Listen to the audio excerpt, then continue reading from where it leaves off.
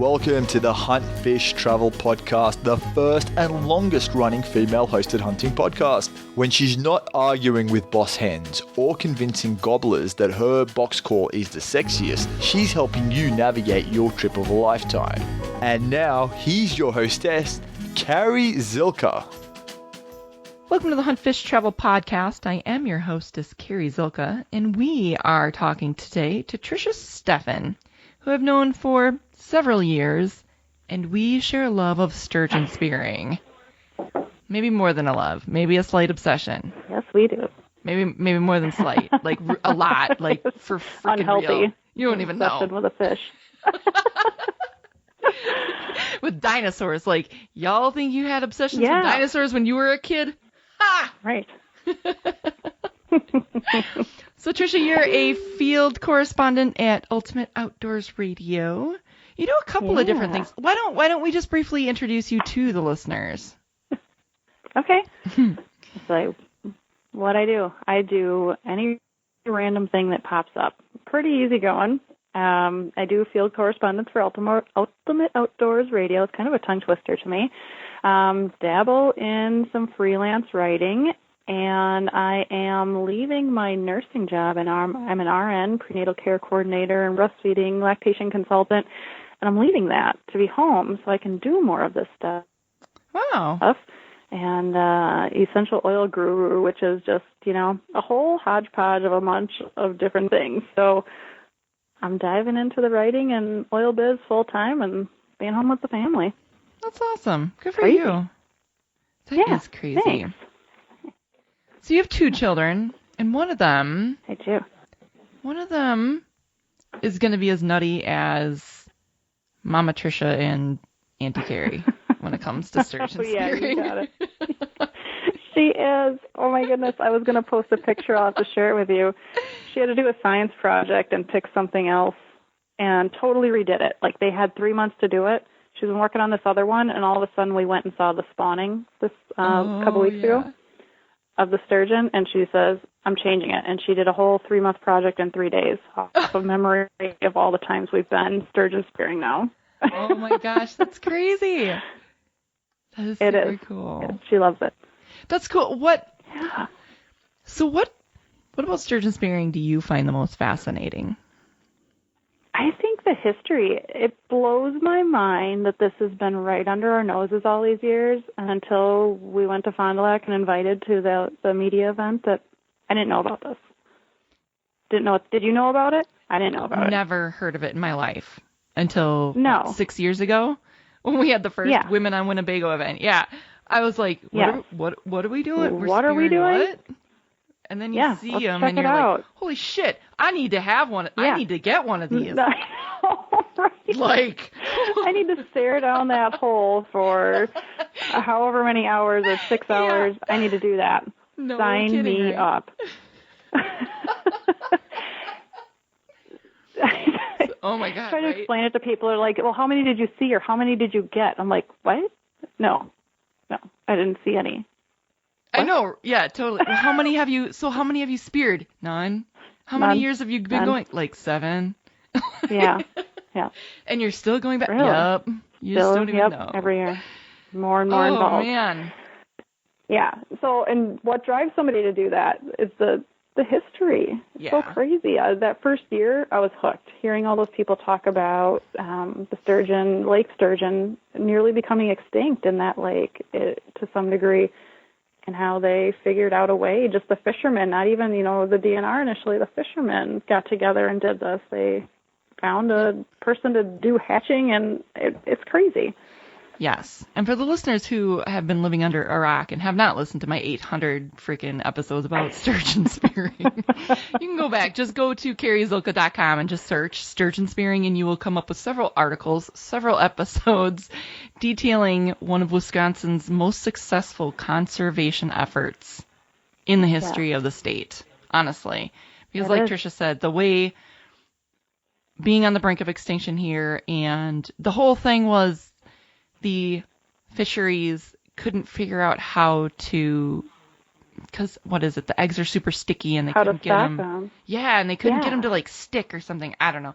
It's this huge, long, convoluted, very intricate story, and it's amazing. It's amazing. Amazing. And to hear, the people that were involved are quite elderly at this point. They're getting up there.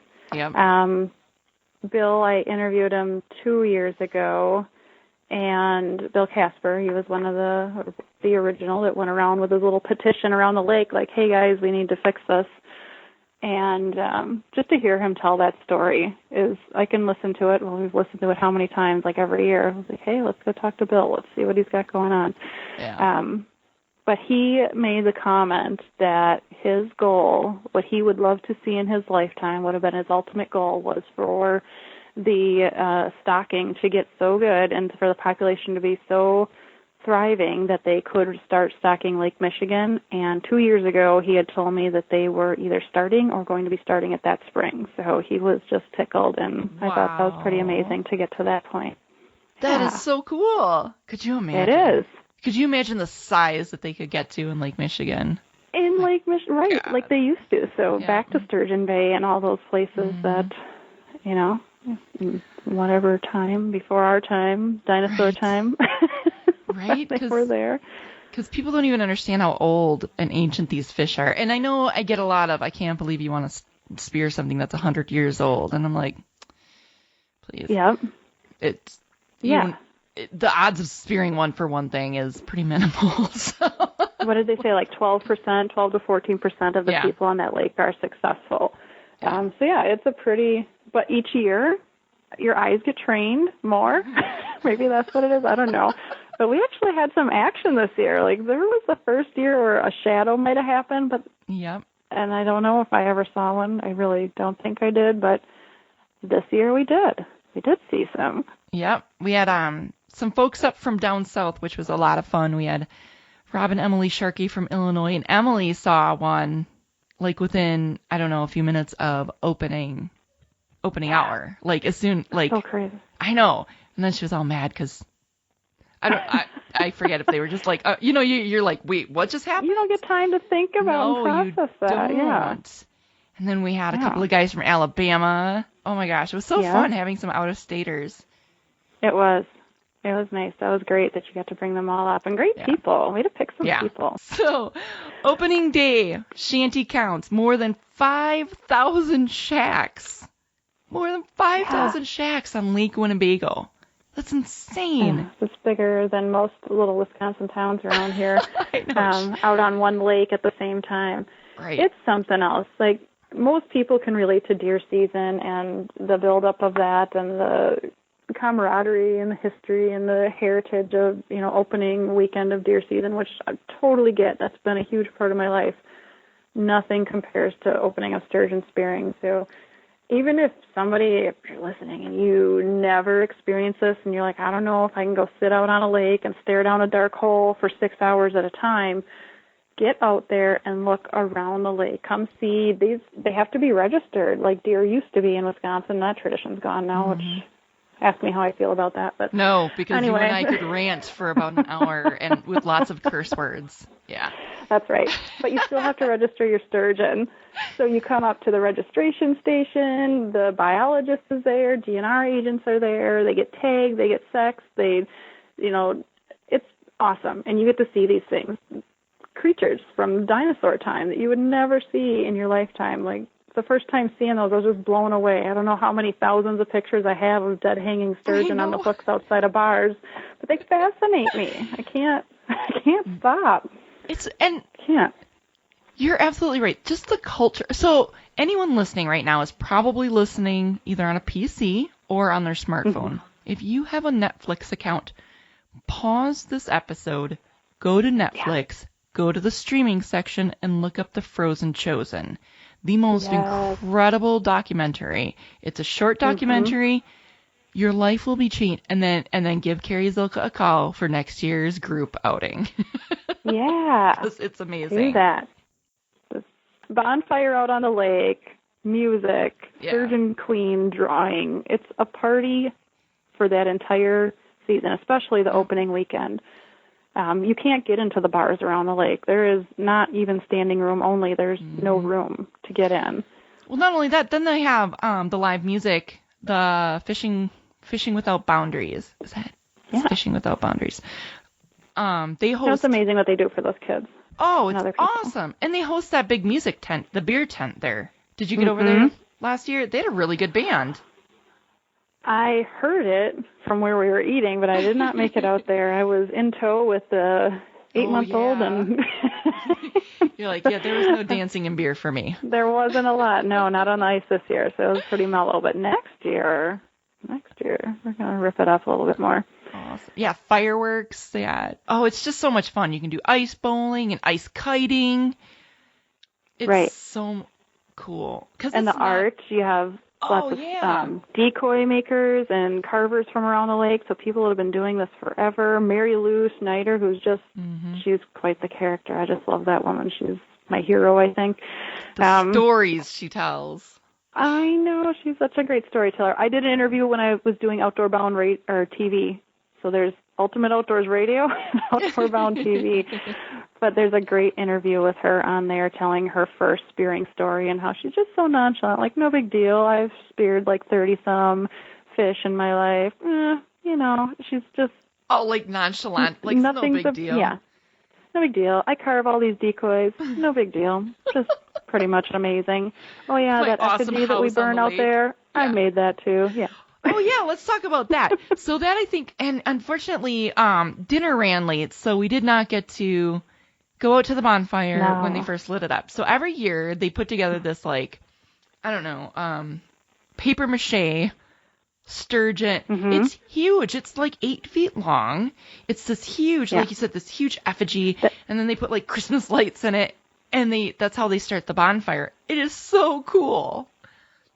Yes, it's huge. It lights up fast. I think, was it 2 years ago? I didn't see last year's, but I think 3 people could have fit. It was a giant sturgeon head, and you could look out the hole of the mouth. It was crazy.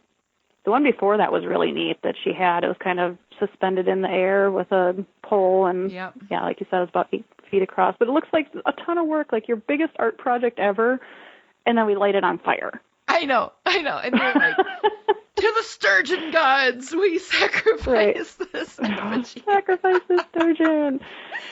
Oh, crazy people. But it's amazing. And to know that until all these efforts to restock them came to be, that this was the only place you could do this in the world.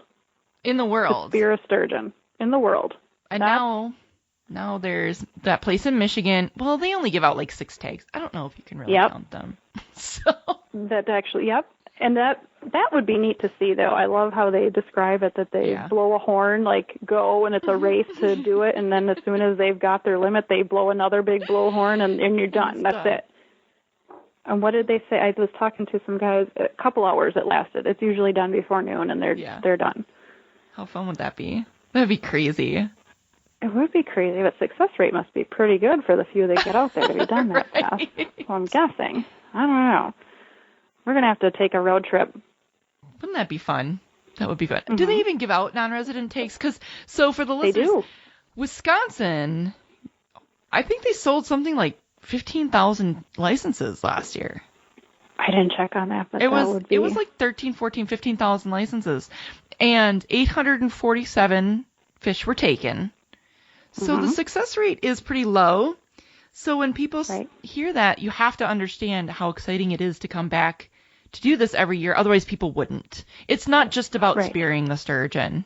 And this year, we had 9 fish that were over 140 pounds. That's amazing. I didn't read that part yet. That's amazing. 140 pounds. 9 of them. In comparison to only 1 over 140 pounds in 2016, 0 in 2015. I mean... Yeah. That was the year the shad were so bad, wasn't it? Oh, they were so... All the fish were really skinny looking. Yeah. Yeah. So describe... When you do this, like, people have no idea what we do. They say a spear. Is it a stick? I mean, our spears for spearing are like 40 pounds. They're pretty heavy. Yeah. 30? People always call them tridents. And I'm like, close. Oh, I'll take it. It's not a trident, but... No. How can I explain can't this do it. without getting all, like, that. technical on you? Well, some people, if we want, I don't know. It's a heavy metal bar, like, what, 5 feet long? At least. And the spearhead is, I don't know. It's a detachable spearhead. There's different styles. Yes, usually 4 or 5 prongs. 4 or 5 prongs, so about 8 to 12 inches wide. Mm-hmm. And those are kind of like mechanical broadheads, some of them, where they are closed and once they... Yep. And the spearhead detaches and is attached to a rope. Literally, guys, a rope. So once you get that sturgeon, you're pulling it on a rope. Yep. To drag it in. Exactly. It hooks 140-pound fish, yeah. hopefully. Oh my God. And then it's, what is the rule of thumb? Everything out of the shanty, because yep. it's coming Open the door, and it's throw everything. Be wild and crazy and thrashing around. And I can't wait for that day. It's going to happen. No kidding. Yeah, because even the smaller ones, even the 60, 80-pound ones, I mean, 80 pounds of fish to fight, that's a big the small one, she says, at 80 pounds. I know. The babies. They're such a cute, it's only 65 inches. Aww. It's so cute. Yeah. And they don't sit still all the time. So we throw a decoy down there, and that's where those decoy covers come in, because sturgeon are curious. So they will stop and check things out sometimes. That's what the goal is. But I did see one just skim the corner of my hole. And what is it? They're like 4 feet by 3 feet or 4 feet by 2 feet holes that we're staring down. So it's a little nerve-wracking as well, sitting on a chair facing down this big hole that you're like, okay, that is the bottom of the lake right there. Right. I know, right? But, and yeah, the one that skimmed the edge, it was so high, it just comes through that 5 second. I looked over at Gretchen, I'm like, that's it. And it was gone.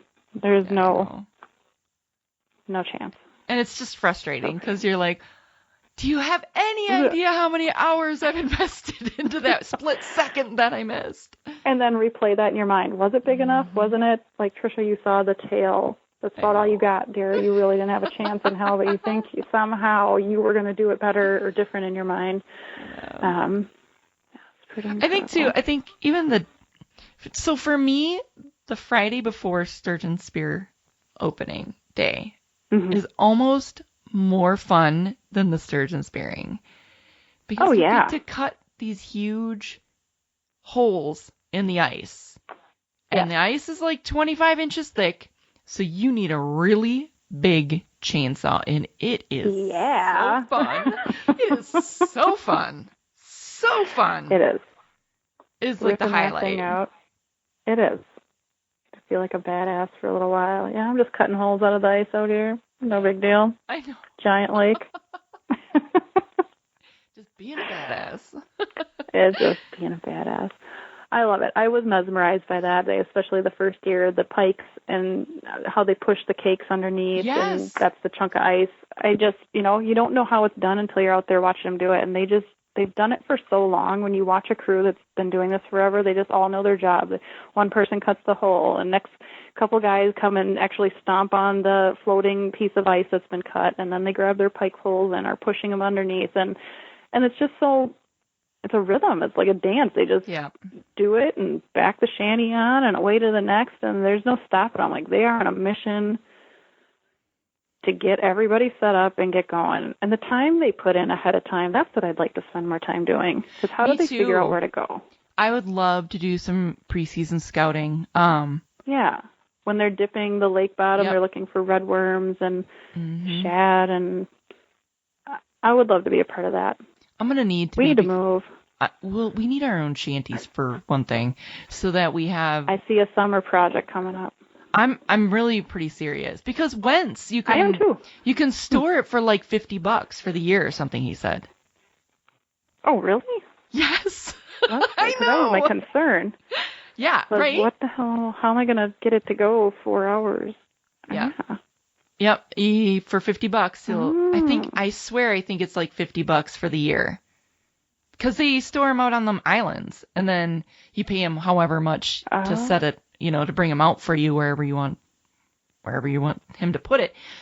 But I want my own next year. I don't know if I want a single or a double. I kind of want a double just because it would be nice to have somebody with me sometimes. Yeah. You know, It is. you It's just a have a choice. little more I mean, you can always space. cover it up if you don't like people. You can be like, no, sorry, my hole's full. There is that. No, that's where I put the couch. That's not a. That's That's not a spearing hole. It's an escape route, not necessarily used. That's the hole that the black Labrador jumped through. Haven't you ever heard that story? I was just going there. I'm like, that's part of it. All the tall tales. That is. Oh my God. Like I said, it's deer season times a million. But tell it. Tell the dog story. Oh my gosh. And I was like, I almost believed. I don't know. And like, how many times have Everybody like the knows old it. timers have told you the story? I'm like, yeah, I've heard this like 53 times now. Mm-hmm. This one time, back when I was sturgeon spearing, I was watching for that sturgeon, and a black Labrador come swimming up through my sturgeon hole, and he jumped into the hole in one of these other shanties and swam underneath and came up. No, he didn't. Shut up. He did not. But They all tell it. Every one of them, like, go to a bar, get a couple beers in them, all of a sudden these incredibly fantastical stories come out. Oh, they're good. They're awesome. I love it. I do too. Love it. Tell me another lie. I love every bit of God. it. I know, right?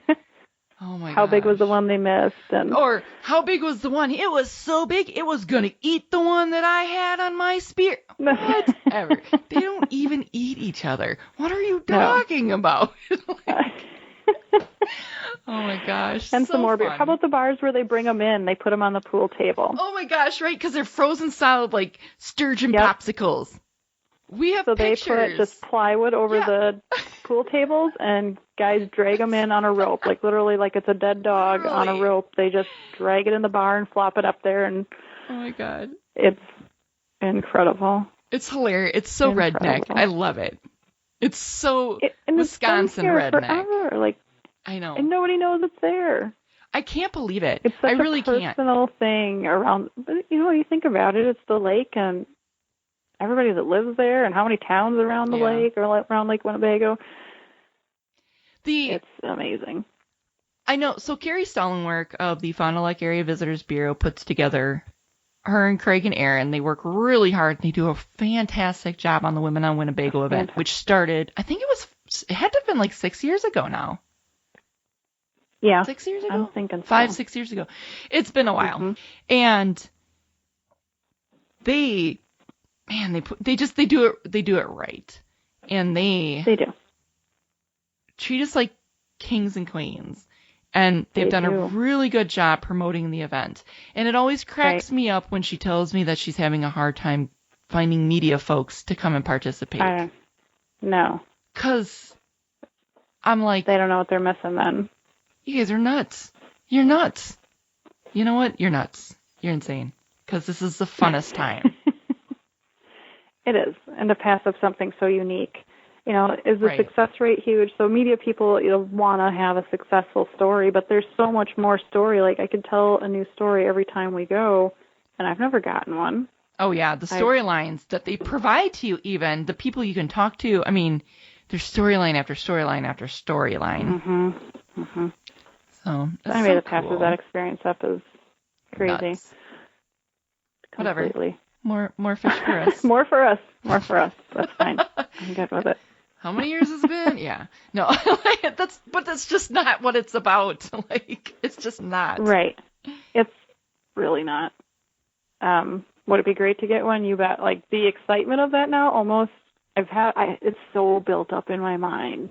So, I don't want to get one and, lose this. Do you know what I mean? Yes, I do. I do. Like, it'd be really cool and then to you're get like one. These other... And then you're like... These guys out there that get one every year or every couple of years or, I've got about 10 or 15. And I'm like, what? And now they're down to one-prong spears to make it difficult. Right. I'm like, make it difficult. I haven't even had a chance to throw my spear. What are you talking about difficult? Yeah, I missed one today with my one-prong spear. I'm like, ooh. What? And we're like in tears because we're like, I just want to see one. Or they pass them up. I know. Oh, it was too small. Well, was it within legal? Oh, yeah. It was 72 inches. What? Wait, what? Yeah. I needed a bigger one. What? I know. I already have one that size. Oh, okay. So what about eating them? Have you tried it? I have. I've had smoked sturgeon, and it's really good. I have too, and I thought it was amazing. So that's some question I get a lot about the meat. You know, what kind of meat? How would you? I describe it like a steak almost, not like a beef steak, but I always tell people it's like a shark steak. It's the texture of a shark steak, but it's oilier like salmon. Right. So, and it does have pretty. I wouldn't say it's super fishy taste, but kind of like salmon does. It has that. You can tell it reminds me a lot fish. of smoked salmon. Yes, that's for sure. It's got that oiliness, like that the moisture content, but it's got that texture of like a shark steak, where it's kind of tough. Right. And then to clean them, I don't know. That's something I guess I'd have to look into. I'd love to go where somebody's actually cleaning one once, because that I haven't seen yet. My husband asked me last year, he's like, well, what are you going to do if you get one? I'm like, I'm strapping it to the hood of the van and we're coming home. We're no, you're not. It like we do a deer. I'm going to figure it out. He's like, you get it butchered or you don't bring it home. So that's funny. I'm going to have to find a butcher shop and check that part out. I'd love to know. I can't imagine it's that hard. I mean, stake it out like you would a big, no idea. There's no fish that big, never mind, that we catch in Wisconsin. Never mind. Not a clue. I have no idea how to do it. Are there bones we have to miss? Is there, what do you do? I don't know. Interesting. I'm guessing there's a technique to it. Yeah, because it's not like you're filleting a walleye. No, not at all. I don't know, but I sure would like the opportunity to mess it up trying to fillet it out. Oh, yeah. I'd love that. I want one so bad. I want to be able to have, like, smoked sturgeon for Christmas. Oh, my goodness. Yeah. That would be nice. Do you own any decoys? Yeah. I get one every year. You do? That's my souvenir since I don't get a fish. I get a new decoy every year. And my daughter has decided that I have, the first one I looks like a bullhead almost, a real primitive type looking. It's that shape, and then it has a copper fin on the back where the string is attached to, and it's got some little whiskers that are made out of wire. It's all done up. So that one's green, and then I have a red one with black stripes. Daughter picked out a real neon-y one, I think one of the first years she was there. Some are sparkle. I don't have any nice ones. Like, you've got a fancy one. I don't even use it in the water because I'm afraid it's going to get messed up. Yeah, exactly. I would be too. I don't think I'd put it in the water. I know. And then I have a speckle metallic-y type paint one. And then one of my favorites looks like a sturgeon, and that one's green with white spots. And a whole mess of them. I know. I have thought about buying a couple of them. They're so neat. They are. It's my little souvenir so far, since, again, I don't have any successful pictures to share with anybody. But it's like the only sport I'm okay with saying I didn't get something. Like, I wasn't successful. You just hold up your stringer of decoys and be like, what's up? Yeah, check this out. But look at this big saw that I got to operate. I don't know. Right. It was worth it. And it's really inexpensive to do, too. Well, so it can be anyway. Like the licenses, the tags, because you do not need a fishing license. So all you have to do is get the tag. And for a resident, it's what, $20, and a non-resident, it's $60.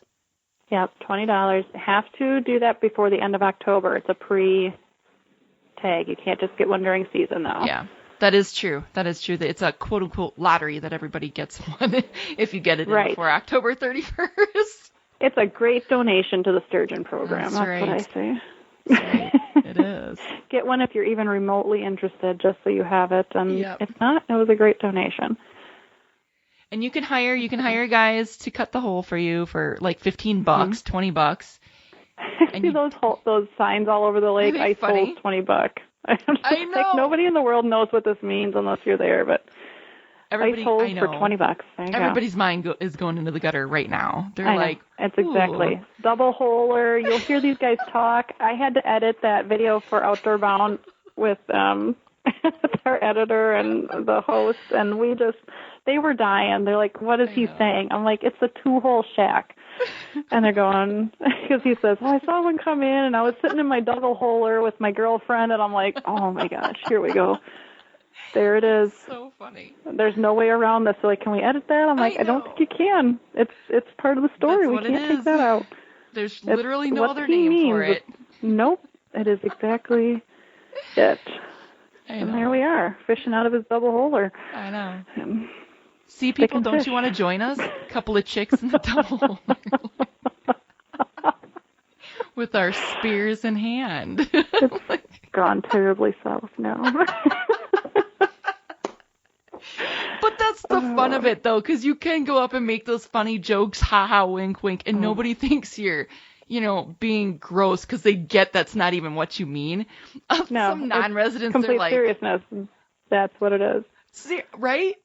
Other people are like... But the other... That's disgusting. And I'm like, no, you misunderstand. No, you don't know what I'm saying. Yeah.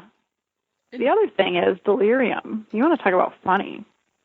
Like, this is almost torture chamber type of military stuff where you're in a dark room, no light, staring down at what looks like a blank 50-inch TV television screen where you might see a fish, and that's it. This is what you do. How excited do you get when you see a minnow? How many photos do you take and how many minutes of video? Come over here, really? Eel pout, Carrie Stolenwerk and I that one year, I don't know how many eel pout came into her hole, and she was like, oh my God, I have to spear this thing, and I come running over, I'm like, really? And I'm like, no, Carrie, no, that wasn't it, but it was fun, it was exciting, and it was entertainment. She had a lot, they just kept coming, and then she had one baby sturgeon as well. That was interesting, and that was legit not big enough to spear for sure. But exciting nonetheless. It took a minute to register what it was and what it wasn't, but things are so distorted underwater. When there is some action, it's pretty neat to stare down. You're staring at the bottom of a lake. You don't really get a chance to do that. And with the house being so dark, the light from outside through the lake illuminates that, so you can see down there, and that's the whole point. We had some pretty atrocious conditions this year, though, with runoff and things melting, and by second, third day we were barely able to get off the lake. The ice bridges, that's another thing. You want to talk about adrenaline. You're crossing 4-foot, 5-foot ice cracks with running water over a metal plank to get to where you want to get to your shack. I don't know about you, but that was some crazy stuff. I know. I know. It is, and even just like sitting in the dark house, you're kind of bored, you're trying desperately to stay awake, because, like you said, so the bottom of Lake Winnebago is like nothing. It's like silt and sand and nothing. So you literally are looking at like snow screen on a TV. Yeah. It's nothing. That's it. And it's this like milky yellowish green color that's it's very, very, very boring.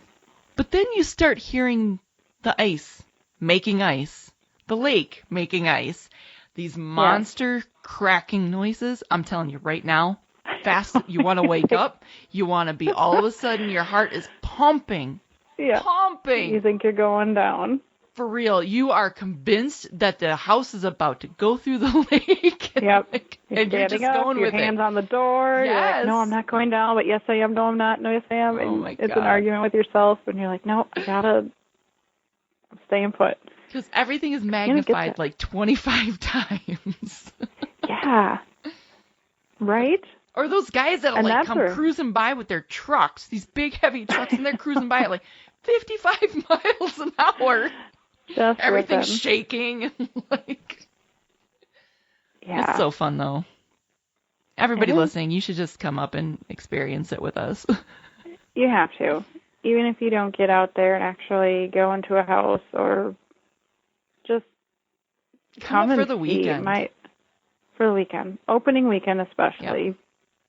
See these fish brought in. You'll never see anything like it ever.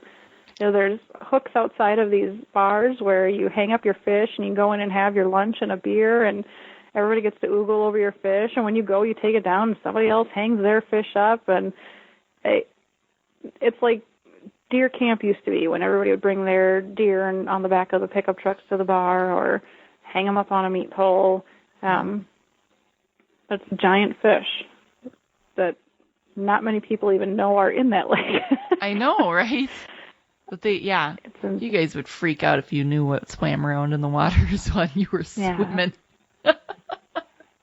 Yes, and they're curious, and a lot of people say that the divers that practice out there, because it is such a big lake, rescue divers always say when they're going down that the sturgeon will come up because of the lights and things like that. So they're super curious and not harmful to you at all. They have literally no teeth. It's just these big sucker lips that vacuum up the garbage on the bottom of the floor of the lake.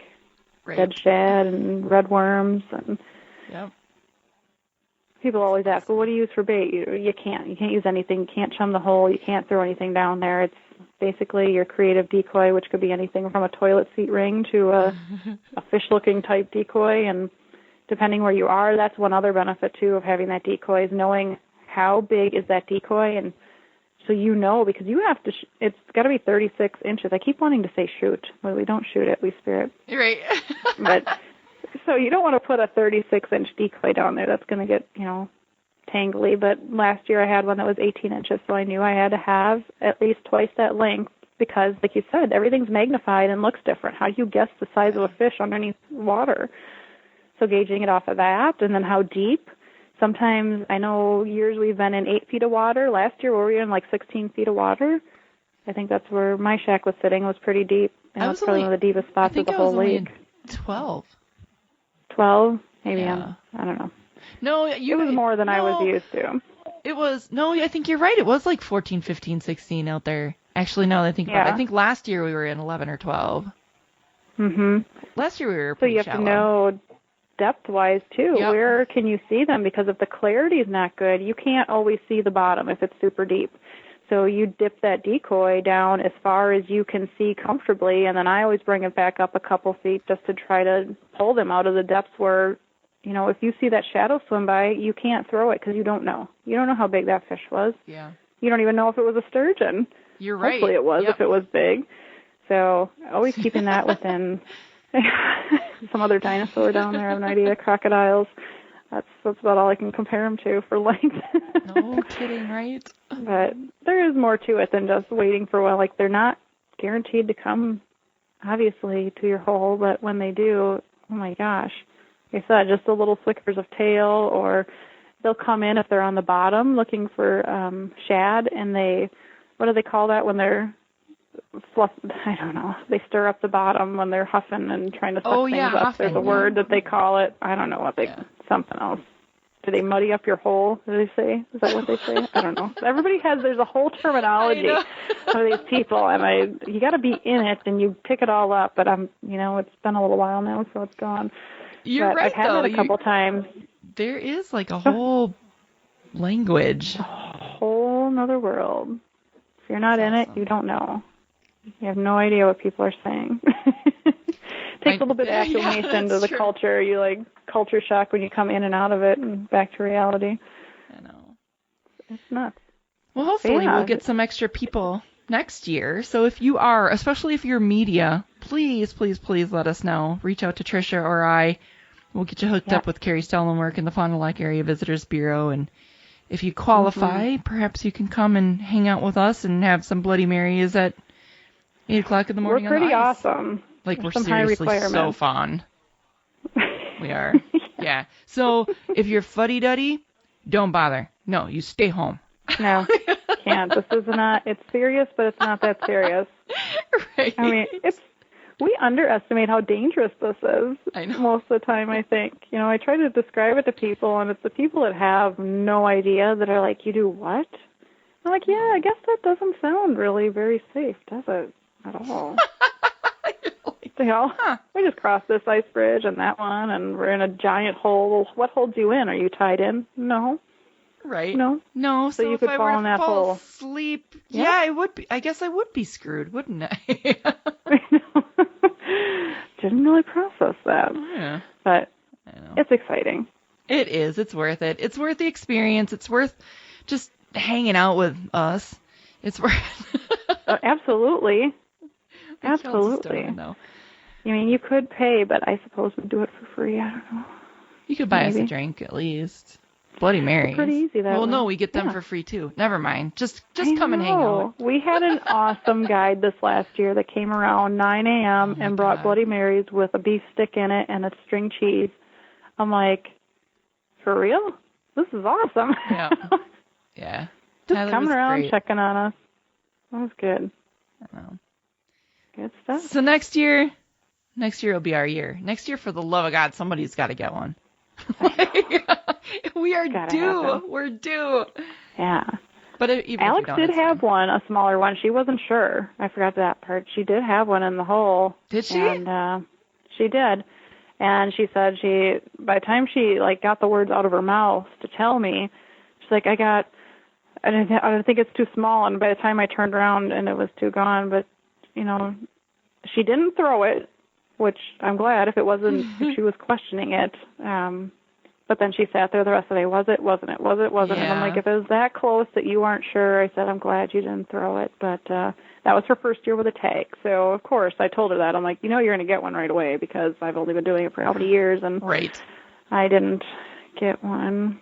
It kind of works that way with anything. If I bring somebody new in, my husband who didn't trap, mink were my nemesis, and the first year I'm like, well, this is how I trap mink. I didn't get one, and guess who got one the first night in the most ridiculous set that made no sense. Carrie, it made no sense. I'm like, you don't do it that way. That's Ta-da. fantastic. And he's like, Yeah. really? Because check it out. So this worked for me. I'm like, no. Hilarious. I know. Well, cool. It's okay. Well, yeah. So everybody listening right now is probably all fired up. They're going to watch the Frozen shows, and they're going to put in their Yes. the Watch it. application to come Yes. and hang out with us. Put in your application by October 31st so you can hang out with us the second Saturday in February of 2018. That is right. Mark your calendars. Clear your schedule. That's right. You're going to want to come in Thursday, by the way. You're going to want to take that day off on Friday. You Trust are. me. Friday is so much going on. Yeah. Well, cool. Exciting. Well, Trisha, thanks for coming on the show and chatting with me about Sturgeon Thanks Spearing. for asking me. I love it. I know. We tell the listeners where they can find out more about you and your daughter and all the stuff that you do. All the stuff. My personal Facebook page is Trisha Steffen. It's open to the public. I am, as I quit this new job, trying to venture into something that suits me now that I, have a 13-year-old and a 1-year-old. So I thought I was sneaking out of that mothery stage and I was going to have a buddy, and now I have a baby again. So I am staking claim on this. I'm a mom, so I'm going to start working on OutdoorMom.com. So I'm trying to get some adventures into that, and nothing there yet, not really. There's a Facebook page. I throw some stuff up, but I'll be putting some time into that this summer and getting that rolling. Otherwise, Ultimate Outdoor Radios and occasionally Outdoor Bound TV. You'll see some adventures on there. We just did bow fishing, I think, last week's episode for that one. So Cool. good stuff. Yeah. Awesome. I think you should start a podcast. I think you should start the I talked Outdoor with- Moms podcast. That has been discussed this past week, talking with my husband a little bit. So then you should got do a it. hold of me and said, you want to talk sturgeon spearing? And I'm like, this is starting to come together. This See? is starting to come together. I So, can help. yeah, we'll You have to need talk anything. podcasting. Yes, you need anything, let me know. If you haven't noticed, Love. I might be slightly obsessed and even Yeah, more just- obsessed with helping people start their own. So That's awesome. I need help. We're going off on another tangent. Should we I just know, do a right? DIY, how to know. have a podcast? how to be an outdoor female communicator? That's right. No. All joking aside, thank you so much for coming on, and Thank you. I'm sure we'll be hearing from you again. Absolutely. All right. Anytime. Thank you, Trisha. And that'll do it. Thanks so much for listening. Don't forget to find the show on iTunes. Just search for HuntFishTravel Podcast and hit the subscribe button. You can also follow me on social media. You can find HuntFishTravel on Facebook, or you can follow me on Twitter and Instagram at Carrie Zylka, CarrieZylka.